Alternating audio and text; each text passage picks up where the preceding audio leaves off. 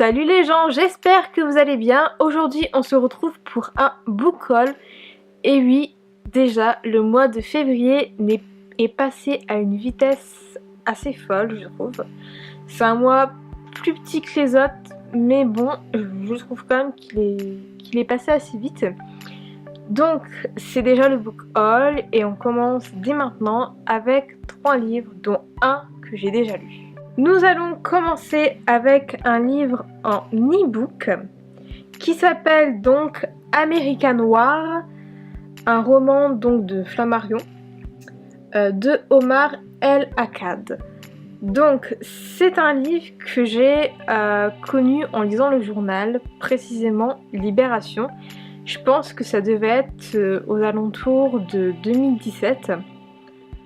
Et en fait, à la fin du journal, il y a une rubrique un peu littéraire où en fait, il parle de livres, tout simplement, de chroniques littéraires ou de livres qui vont sortir. Et c'est là que je l'ai connu et je dois avouer que ce qu'avait écrit le journaliste, ou la journaliste, je ne me souviens plus, m'avait donné envie de lire ce livre. Je l'avais mis dans ma wishlist en me disant que je l'achèterais. Je viens de l'acheter seulement maintenant, en 2019. Bon, il vaut mieux tard que jamais. Donc je vais vous lire le résumé que j'ai devant moi, puisque depuis le temps, bien entendu, je ne me souvenais plus de quoi ça parlait.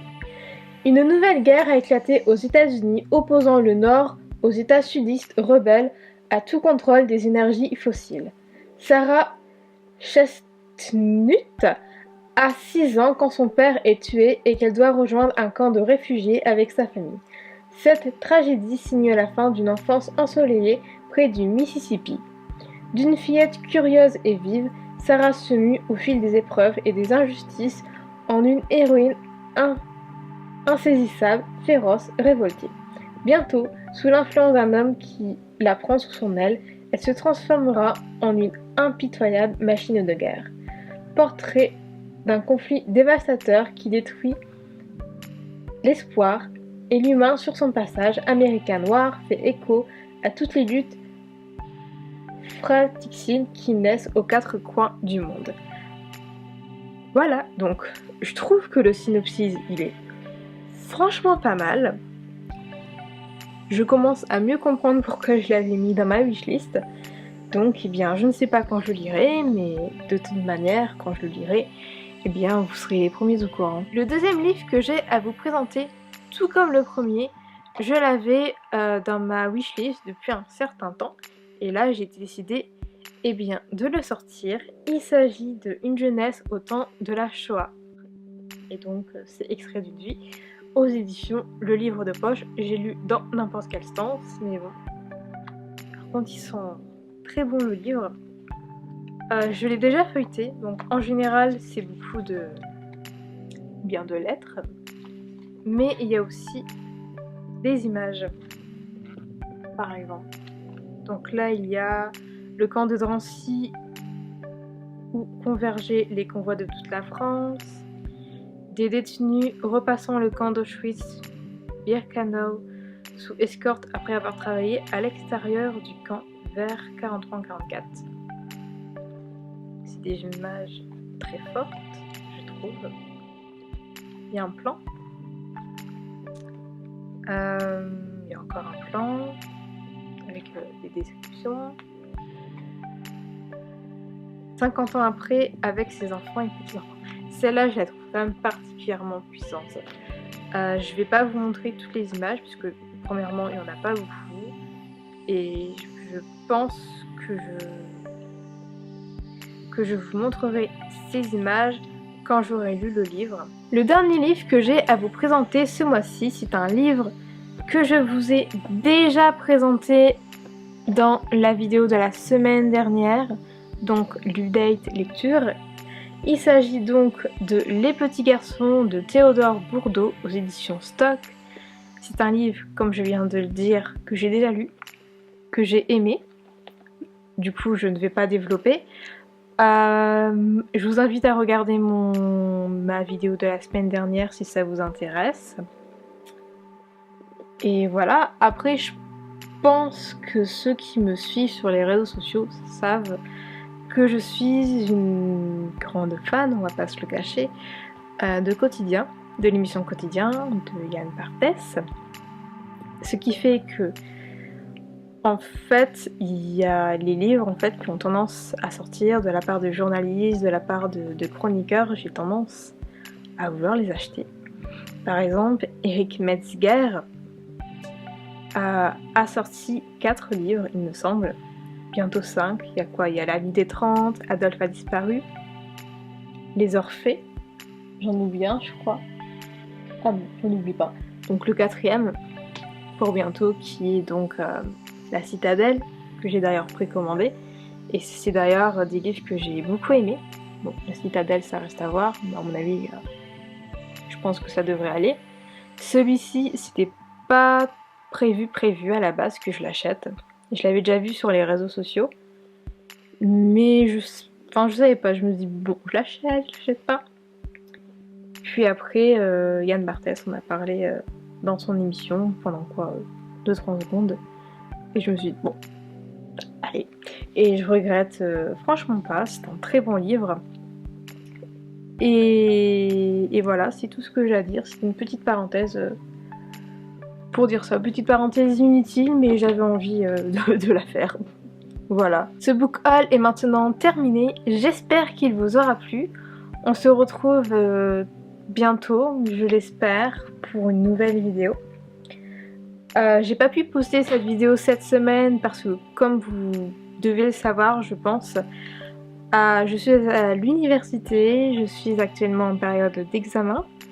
Du coup, j'ai pas eu le temps de filmer, j'ai pas eu le temps, tout simplement. Cette semaine, je vais essayer de filmer une vidéo. Ce sera pas un update parce que, pour être honnête, depuis le dernier livre que j'ai terminé, donc 3e droite, j'ai commencé un classique qui est donc Le Rouge et le Noir. Je suis à peu près à 60%, c'est en e-book. Mais avec les examens, j'ai pas trop le temps de lire. Et c'est un classique que pour l'instant, je suis pas super emballée non plus. Je trouve ça dur d'ailleurs, je vais encore faire une parenthèse pour faire du blabla.